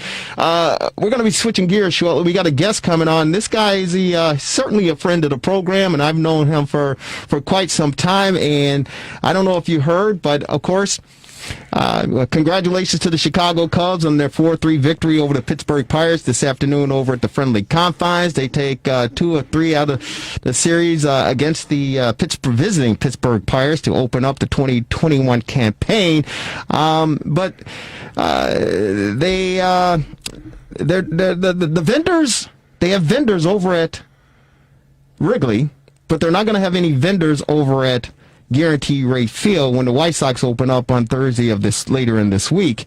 And a longtime iconic beer vendor here in Chicago has called it quits, and he's hanging them up, and he's going to come on the Rewind Sports 60 to rewind and reflect on his 55-year career as a vendor. Wow. He's a bender and a vendor here in the Chicagoland area. But as far as the Cubs are concerned, I was over at the Friendly Confines taking in that ball game yesterday with Jake Arrieta on the bump to get his first win. And I got to tell you, it was a beautiful day. Not as beautiful as Easter Sunday today, but it was a beautiful day at the Friendly Confines. 10,000 fans on hand and social distancing in place. And it was really refreshing to be out there, Marvelous. So you're a big fan of going to games, and you have season tickets out there at the Friendly Confines. But it was just a great experience to finally get a chance to see some live baseball and interact with some people. Now, the one thing that I did like about it, and we'll get your thoughts on it real quick, Marvel, is the fact that there weren't 40,000 fans. There weren't 35,000 fans. So you didn't have to bump against people and rock it, and once you were done with whatever, working or whatever the case may be, you can walk to your car, get in it, and drive out and not have to worry about traffic jams and all that stuff. So that was really, really refreshing. But overall, it's just great to have baseball back in the greatest city in the world, Chicago. Yeah, it's great to have fans back. And also there's going to be no touch of vending, like you were saying, and you still worry about the COVID. I mean, they already had an incident. The Mets in Washington had their entire series wiped out. Exactly. And of course, and it was, I think it was Washington, the team that I call the Cubs East now because of Davey Martinez. You know who he has? He has John Lester, he has Schwarber, and he has Starlin Castro in that team. So I call them the Cubs East. But there was an incident where they had to cancel the whole series already in the first weekend of the season, which was scary with the Nationals and the Mets. But in terms of Wrigley Field, I went for a number of years. it was a partial weekend package, and my cohort is now moved out of town, so we're not involved this year. But I'll get out there for sure. Oh yeah, we'll certainly get you out there, no question about it. But yeah, there's no touch. I talked to a good friend. He's a beer vendor out there, Tony Donato, and I had a chance to talk with him real quick. And they have these little computers, these little devices, and they scan, I guess, the beer like iPads, yeah. Yeah, and they I guess they scan the credit card, and that's how their transactions take place. And if fans want to give them a tip, I guess there's they can way to do it. Yeah, they just on the computer there, they just type in the tip, however much tip they want. But he also said that they can, if the fans want to just throw them a buck or two in their beer basket, they can do that as well. But they said on opening day at Wrigley Field, as far as the vendors were concerned, there were about 30-35 vendors. But yesterday's game, Saturday's game, they had somewhere, from what I understand, 60 vendors. So they upped it. But again, 10,000 fans on hand to take in the ball game. And honestly, for me, just looking with the naked eye that I have, and I'm not that good at judgment as far as crowds are concerned, but to me, marvelous. Honestly, it looked like it was more than 10,000 fans. I was watching on television, and there was good spacing. I saw in the bleachers, the grandstand. It looked like they were spread out pretty well. They said when they said 20%, I thought that would be more like 8,000 when you do the math out of 40. But well, no, they raised it to 25%. So there's the 10. Okay, yeah, they raised it up to 25%. But I was like, they're and Jake Arrieta, after his victory last night or yesterday against the Pirates, he in his post game comments he said, "Hey, he goes, it seemed like it was more people than that." Well, compared to last year, you really can feel that way. With Arrieta and Davies today, they stepped right in to replace Lester and Darvish, so that was a good sign too. Yeah. Yeah, it was it was good. Congratulations to the Cubs, and real quick, your thoughts on the White Sox and what they're doing out there in Anaheim. Yeah, they got to have a little bit more offense. Their pitching was okay, and they're going to have the primetime ESPN game tonight. So I hope that they can get a little bit stronger offensive performance. And I think I don't think they're going to have to worry about their pitching because the rotation is so solid. Right. Giolito and Lynn and all. So I'm hoping that they'll be able to win tonight because. I want them to get off to a good start.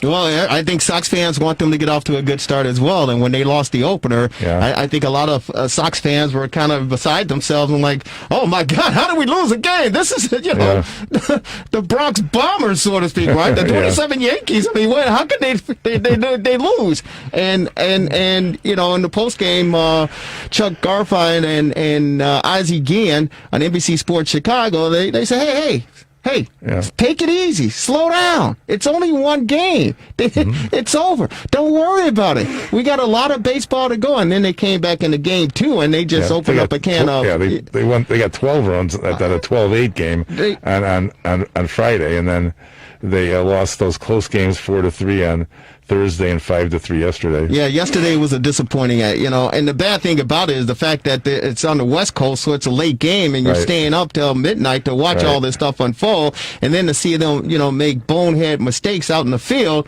And I can say no pun intended, but pun intended with Luis Robert. How did he miss a fly ball to let him hit him in the head? And I asked the question. The lights, I don't know. Well, it's dark. It's dark. It's dark up there. The sun went down. In the lights that are illuminating the field.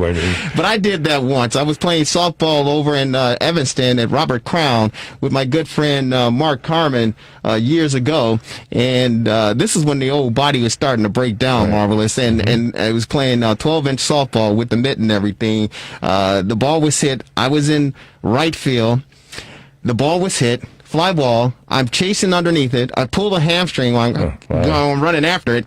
So as I camp under it and it's coming down, there's a runner on third waiting to tag up.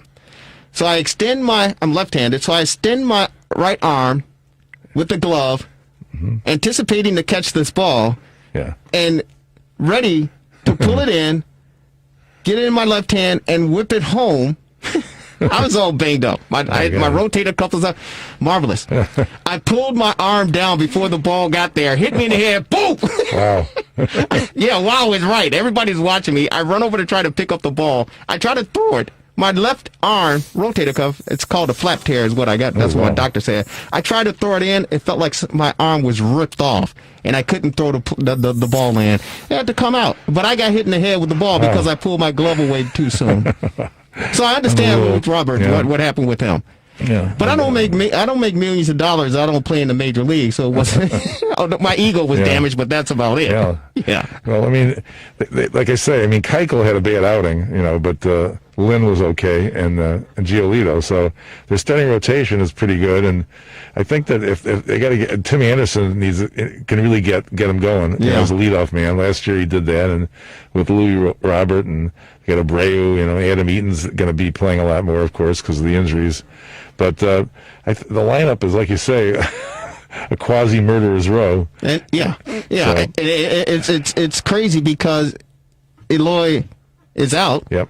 And you're missing this bat. But there's a guy trying to get that position as far as the DH is concerned, and Tony La Russa has to make a decision for sure. And that's is it Yarman Mercedes? Yeah. Well, the kid went 5 for 5.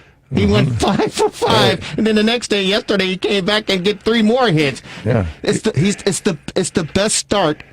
The 5 for 5 game was the best start in White Sox organization history. It's 3 for 4 last night. 5 for 5 and then 3 for 4 is the best start since 1900 for any major leaguer in the game. Wow. Unbelievable. And this guy, the journey that he's taken to get to the major leagues, starting in 2011, I believe, played in the International League and the Dominican League, and he's a journeyman, and he just continued to grind, and he finally was in the White Sox organization, finally gets an opportunity, and now he's trying to become the everyday designated hitter for the White Sox. He really was on the roster as the emergency catcher. Yeah, I mean, it's unbelievable, and the way that he's hitting the ball is he reminds me of myself when I played baseball way back 100,000 years ago. The kid slaps the ball. So what I would do, I wasn't a power hitter, as you well can look at me and tell, right? But I would slap the ball over the shortstop's head. So just over his head, outreach, stretched out arm, so I can get a base hit. I was a little, as Earl Weaver would call me, a little flea on the bag. So I get on the bags, and I can steal second, I can steal third. Kind of like Javi Baez did in the game yesterday at Pittsburgh. He stole 2 bases. Yeah, he gets on and he's still second, he's still third, and he comes around.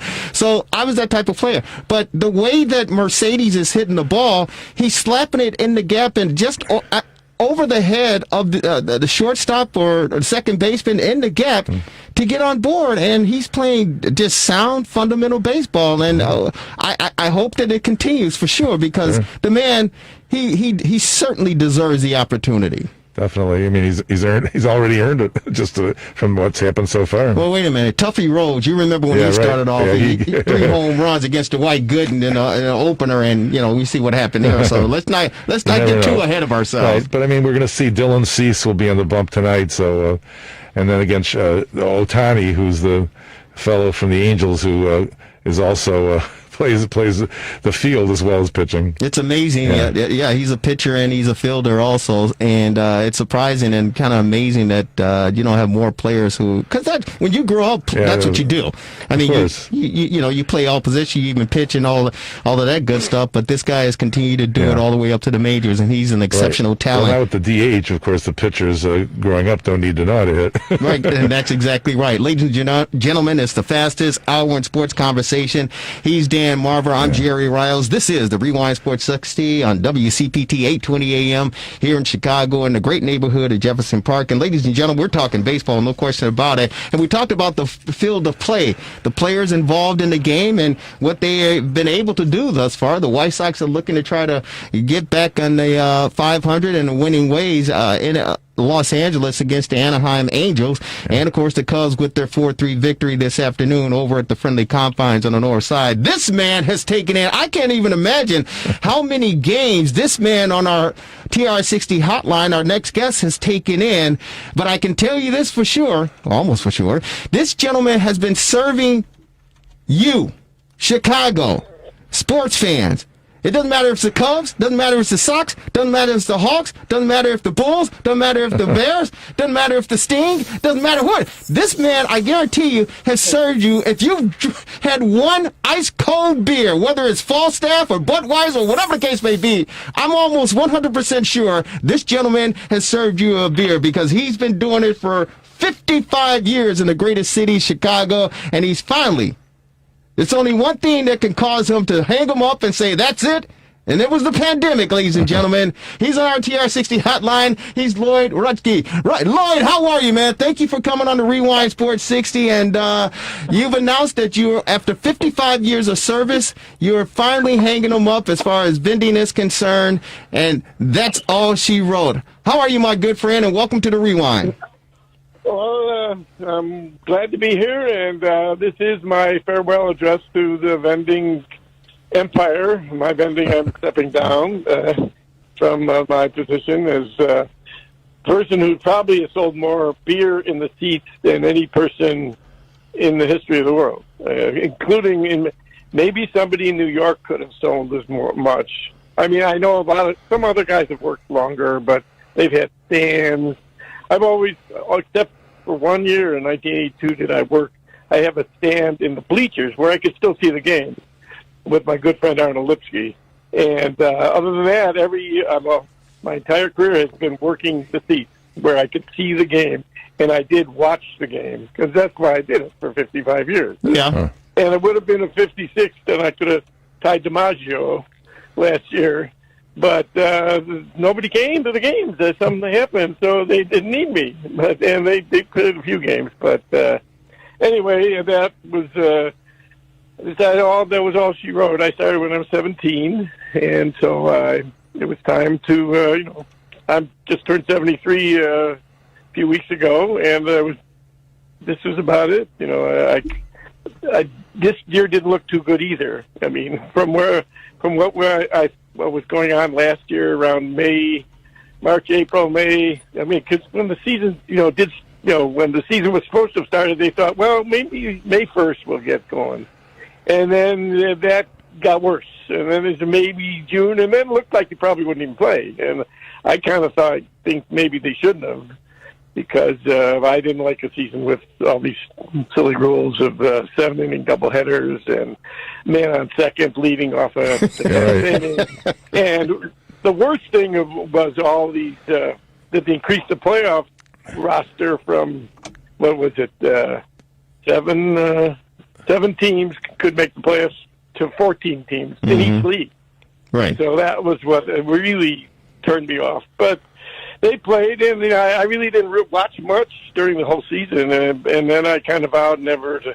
But when the playoffs came on, I watched almost everything. But it's still, anyway, it was, by May, I decided, we looked like this is time to get out. And we, my wife, Felita, and I, we decided to move to Bloomington, Illinois, where my oldest daughter, Katie, lives with my grandchildren and her husband. And because so now we're only 8 minutes away from them as opposed to 2 hours and a half away from them. And, that's, it was time to go away. And as I said, last year might have been my last year anyway. And this year could have gone on this year, but who knows? And so this is fans. I consider myself the luckiest man on the face of the earth. Well, I got to tell you, you are certainly one of the luckiest men on the face of the planet. That's no question about it. And you are definitely an iconic figure here in Chicago in the sports world because of your, again, and it is 55 years that you vended here in the Chicagoland area, correct? That's correct. Yeah. I worked approximately 8,000 baseball games between the White Sox and Wrigley, and I worked a little bit at the old Soldier Field. I never ever went to the spaceship, the one, but and I didn't work that much at Soldier Field until I started my career pretty much. That was everybody had to work there a little bit. It's like the college all-star game. Yes, and but there was no beer selling. Beer was not allowed in Soldier Field until the early 90s. Right. So, and then they only allowed they still didn't allow beer vendors in the seats, but they did give like the top 25 guys with seniority a chance at like these beer carts in the below, on the concourse level, right. where so for 50 years, 60,000 of desperate beer drinkers, mostly men, and it was a fantastic gig. We'd sell 35, 40 cases because they didn't have any, 25 guys in the, as opposed to like a baseball game where there maybe even with their full house, there was 150 guys selling beer, and it still did. We still had many years when we did really great. I mean, even like the 80s and the late 70s, there was days when we would do 30 loads sometimes. But I know you started in like 1981, right? Yeah, I started the early 80s, and I can tell you when I got in, and I do have to say you're an author of 2 books here in Chicago about the vending, one on the north side for the Cubs and one on the south side for the White Sox. We'll get a chance to talk about that. But I can remember when I started, my great brother, may he rest in peace, Jimmy Riles, got me and my family into vending, and Rich Roski, his mom worked in the vending office, and my brother and Rich were good friends, and Rich invited my brother down, and the rest is history. But I can remember when I started vending as a young lad. Lloyd, you that's the first name that I heard, and it was. I mean, again, you are seriously an iconic figure as far as the sports and vending here in Chicago, because when I heard your name mentioned back in the early 80s when I started, it was due to the fact, now the big thing was for vendors, if you could carry doubles, right? So that's 2 cases of beer. If you could carry doubles, you were considered, a stud. You were considered like, okay, I'm a top dog.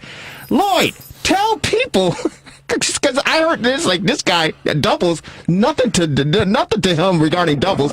Tell people how many cases of beers you used to carry back in the day when you first started.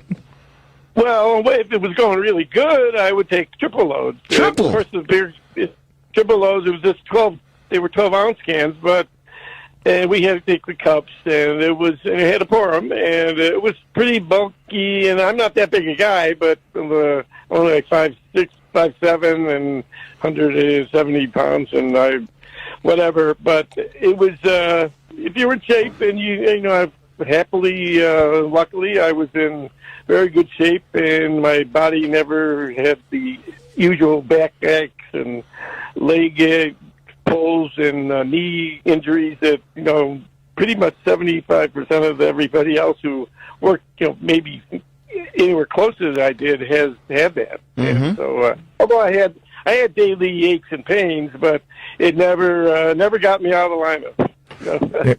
I was there one time 8 years straight at Sox. I didn't miss a game at the White Sox Park Comiskey Park for 8 straight years. And I pretty much worked like 155 games a year, at least, almost every year. And some of the times I would have worked more, but it used to be, it was if teams they both were at home, you couldn't work both games. Even though the Cubs didn't have lights until 1988, there was almost there was day games when both teams were home, but and then after that. Since then, there were night games when they were both home. So, but I hardly ever missed. So that was for sure. I even like my sister's wedding. I mean, it was a doubleheader at Wrigley, and her wedding was like at 7:00, and I worked till like 5:30. So I still got there. But that was it. I was there every day. But me taking triples, what a lot of guys did. I mean, there's a few guys who were better than me, like Art Newman and Eli Lawrence, and who were better. I was never the best. I was always maybe top 5. However, I outlasted everybody. Yeah, Eli was very good too. I remember Eli. He was very good. There was a lot, but I can certainly remember definitively that Lloyd. They said that's the guy right there, and I would observe you and watch you. And my brother respected you to the utmost, and I said, okay, that's my goal. Because I mean, when I started out, I was selling popcorn at Old Comiskey, and I was selling the we did the soda. I did the soda. It was terrible, but you had to do it, and we did it for maybe I did it for maybe like a week or two, and then Johnny Stanenka he put me on the ice cream, the Frosty malts, and then Leah Musho, I love her to death. I love her to death. Yeah. But Leah Musho, he called us in and say, hey, I want you to sell this Fresh and Frosty stuff, and she and I looked at each other, and we're like, and it was like $75 a load. You got like 70, I think it was $75. It was a lot of money back then. And he said, hey, I want you guys to sell it. You didn't make $75 a load. No. You weren't. You were getting 20% commission. Yeah. You might have made $10 a load. No, we made. Well, it was more. No, it was more than anything in the ballpark. Because peanuts, you got like you got like $18 or something like that. But whatever the case, it was Fresh and Frosty. Okay. It was Fresh and Frosty, and he said Leah Musho and Jerry Riles want you to sell. And Leah was kind of skeptical. She's like, wait a minute, what the hell are we selling this stuff for? But we were only two in the ballpark selling it. I said, Leah, we got to do this. We got to do this. We're gonna sell this. And she said, okay. And we sold it, and we were kicking butt. And it was, I worked my way up to beer when I turned 21. And 1983, 1984, probably for me, personally, those were probably the two best years of my life working in Chicago as a vendor. It was unbelievable because here's the beauty. And you know this, Lloyd. We could sell after the games. It was unbelievable. Absolutely. Yeah, right. You would... some of the good part of that was that a lot of guys, had other jobs, so they didn't want to work as late. They would start to check out so late. You could still, seventh, eighth inning, maybe some sales weren't as good, but there was less vendors because guys were checking out. They wanted to go home, and we could, I'd take double loads out after the game because a lot of on big days when there was huge crowd, it's not easy to get out of the park, and a lot of fans know, but like half the fans think, I'm going to get out, and then, so immediately as soon as they're last out, they're jamming the aisles. But the other people they've been there for a good time. They're sitting there. They're not going to get up and wait, struggle to get out in 10 minutes. They'll wait 10 minutes or 15 minutes when the aisles are clear, and they would go out. So there would be still quite a lot of people in the seats. And we'd go up in I'd wait till I could get out there and with my loads and sell some more. And then when enough people had left the seats, we'd go by the washrooms. And we'd get the beer in by the doors and get them before we left. And you see a cold can for the road. And it was the best. And we couldn't sell on the street. That was against the liquor licenses. But right. It was not responsible. No. I have to say. No. But things changed. And by mid-'80s, after 83, the Sox won the division. In 84, the Cubs were in the playoffs too, and things were, attendance was really, really good for quite a while. And so then it was just, and then they started to restrict how late we could sell. Yeah.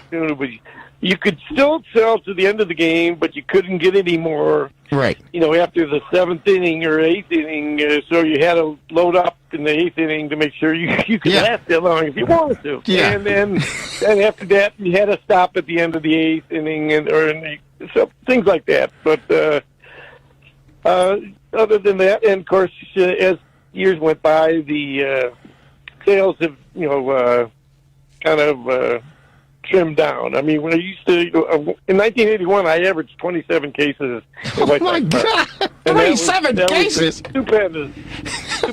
And the last year I vended in 2018, I think my average was 4 loads. That's unbelievable. And it's not because I was so old, I mean, I was old, and I wasn't quite as vigorous as I was when I was 27 loads. Lloyd, this is Dan. I'm in the studio too. I was a vendor as well. I'd really feel Soldier Field with those teeny little aisles. It was the Chicago Fire, never did the Bears. And I only did soda. I was a young lad, and I don't know how it's changed. And I'm glad that you didn't have a 14-inning game when you went to your sister's wedding, by the way. But what we did back then is I believe that we went and got a tray of soda and gave them cash, and then what we got from the customers was our profit. I mean, way back when. Does that sound even like something you remember? What, did we paid cash? Everything was cash. Right. I mean, we got paid cash. Right. I mean, they didn't start. We got paid after every day. We were getting paid cash. We finally, and I think in the late '80s, they finally went to checks, and we would get paid. We wouldn't get paid at the end of the day. I mean, we would get a receipt saying how much money we had earned, but we didn't get any money until the check came. But before that, it was up every day, cash, cash on the line. Yeah, it's interesting, Lloyd. We're on with Lloyd Rutke, the former Chicago vendor who's just retiring after 55 years of service here in Chicago on our TRS60 hotline, joining us on the Rewind Sports 60. That's why I say 83-84 when the Sox winning ugly won the division, and of course the Cubs in '84 winning the division. Both sides of town, it was packed. It was packed, and you're absolutely right. We used to. It was the greatest job. I think I was an Andy Frame maybe for like a day or two. I think I was an Andy Frame for a day or two, and then I went over. I got smart and went over to the vending because you had cash in your pocket every day. As long as you went to work and you worked hard, you had cash in your pocket every single day. And when we transferred over to get the receipt, it sucks. Yeah, well, my cash was sticky cola cash. It didn't matter if it was sticky from Coke or Pop or whatever. It didn't matter. You had cash in your pocket. You have a nice cold one, and you can go hang out. My brother, Lauren Elps, lived on in Rogers Park. We would, after the Cubs game, we would have, I don't know, $100-something in our pockets plus tips. Then we'd get a couple 6-packs or 24 cans. And we'd go over to the lakefront and we'd just enjoy ourselves and then get some sleep, get something to eat, get some sleep, and then get up and go do it all over again. It was a fantastic time of the year, my good friend. And I got to say, my good friend Greg Daniels, I love the guy. Yeah. He's the Greg Daniels. So you are one of the luckiest people on the face of the planet. Greg is another lucky person on the face of the planet. This guy taught kindergarten in Evanston for 27 years. He taught kindergarten 27 years. He's single. He's got a condo. His summer job was a vendor at the ballparks in Chicago. I go, man, you got the greatest job in the world. What is wrong with you, you knucklehead? He corrected me and said the Fresh and Frosty, it was $1.25 that Leah and I was selling back in 84. Whatever the case may be, we were the only two selling that product, and we made a hell of a lot of money during that time. Yeah. Well, you know what? I don't know how your back held up for all those years. I was only doing it a little while, and I've already had back surgery.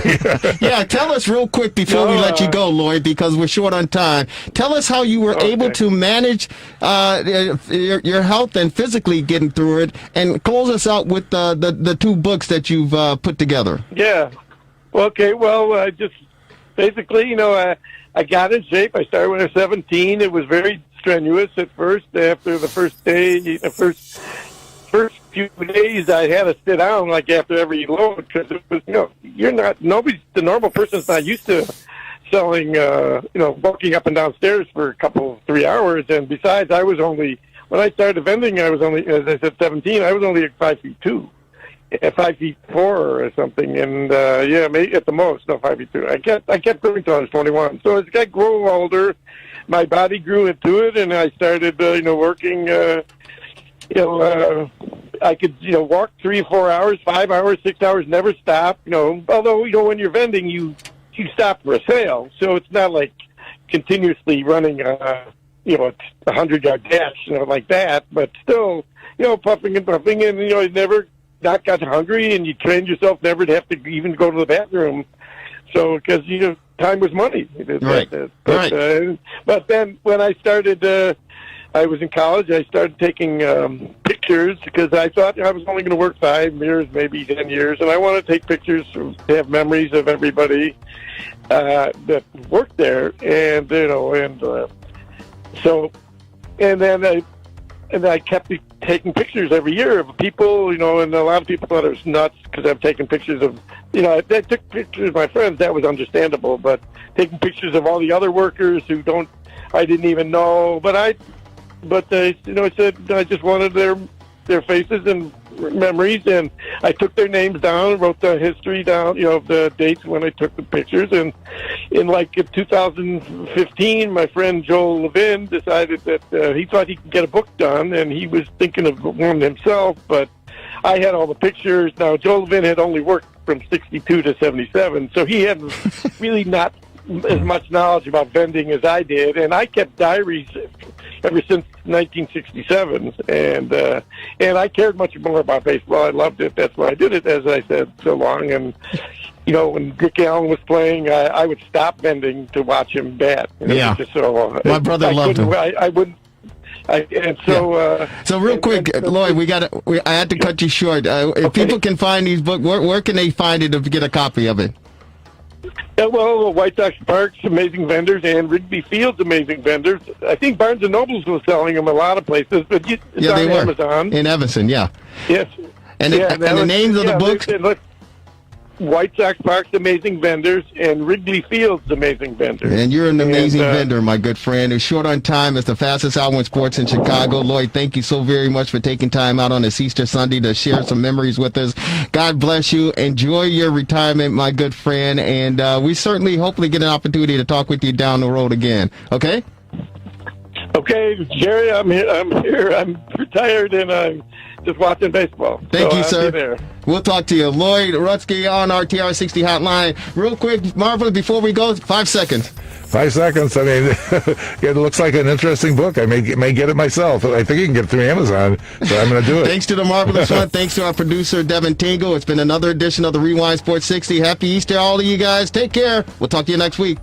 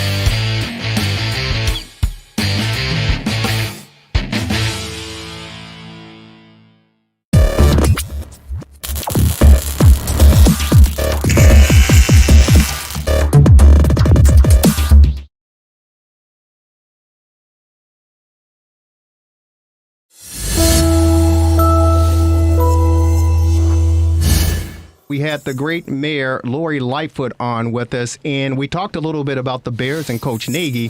And if you will, take a listen to what the mayor said about Matt Nagy as play calling and Mitchell Trubisky. Give me a second here. Is Nick Foles the answer? We're going to see once they get out on the field and start putting it together on the offense. But the inconsistency of Trubisky over these last few years, it's just, even in the year that we had a great run, what you saw, I think, last year was the inconsistent offense wasn't producing. I thought the play calling was very pedestrian. So Mayor Lightfoot joined us earlier this year, and those were her thoughts regarding the Bears brass as far as the coaching was concerned, as far as the play calling was concerned, and her views and thoughts on Mitchell Trubisky. How do you respond to that? Well, Mayor Lightfoot is a great example of what it means to be a Bears fan. She's passionate. She's opinionated. She thinks that she knows what's best for the Bears, and she wants the Bears to meet her expectations. We welcome that from Mayor Lightfoot and all Bears fans. When we made the decision that we announced this past week, we understood that not everyone was going to agree with it. Maybe the majority of Bears fans would be against it, but we all want the same thing. We want the Bears to be winners. We may have different ideas of how to get there, but we all want the Bears to be successful, including the mayor.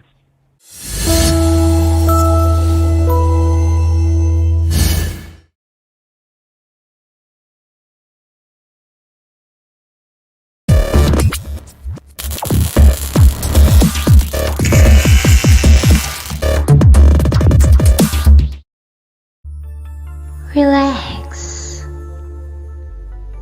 Reset. Rejuvenate. Go to our link right now to restart your life. TheRewindSports60.com. What are you waiting for? Hope to see you soon. The Rewind Sports 60.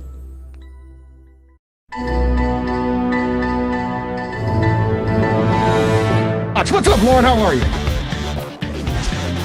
We talked about the Bulls, the Black.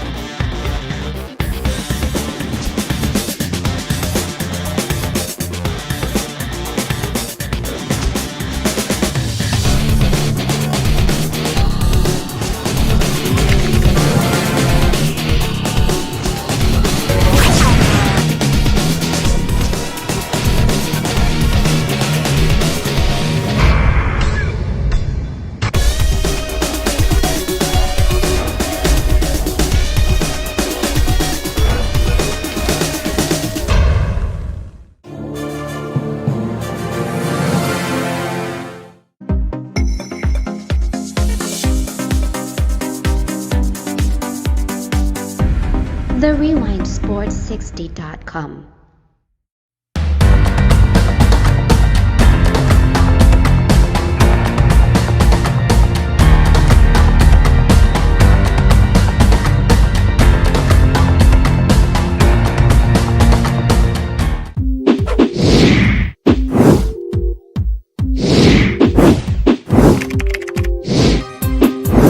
TheRewindSports60.com.